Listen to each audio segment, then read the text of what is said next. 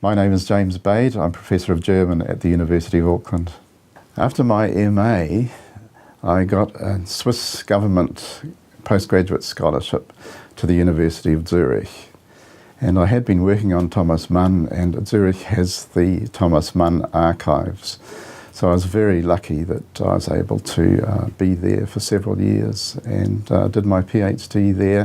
When I was appointed here, I came to realise that one of the biggest contributions we can make here through German is looking at the contribution of Germans to the Pacific and to New Zealand in the 19th century in particular, because Germans were the second largest immigrant group in New Zealand in the 19th century up to the First World War.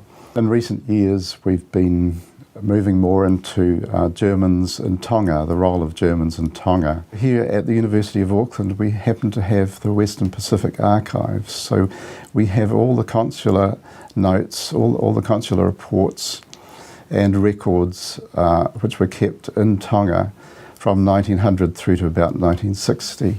And there's a huge amount of information there, particularly around about 1916. When all Germans had to be registered, so we have a lot of information about the German families there at the time. We now have short biographies of about 400 German nationals in Tonga, and I'd like to work that out into a book, into a major book. And I know there's a lot of interest in Tonga in this, and also with the Tonga Research Association. And I think if we can get a number of graduate students involved, honours, masters, PhD students, I think we could come out with a really good and an interesting book. The German consul, Herr Sanft, has been very, very helpful, and he's given me a lot of information about his own family. But also I've had students going to Tongatapu and Vavau and conducting interviews there. And it would be nice to get back to these places and to be able to talk to people. You find the more you talk to people, the more they come out with their own family histories. And it's just amazing what is hidden away in people's attics or in boxes. So we've actually managed to find a lot of information that we didn't even know existed. And people are very happy that we're doing this because they didn't know what to do with this stuff or didn't think that it would be relevant. And because it's all in German, they didn't think anyone would ever be able to understand it or read it. One other area of interest is German cinema, because I do have a course in German cinema.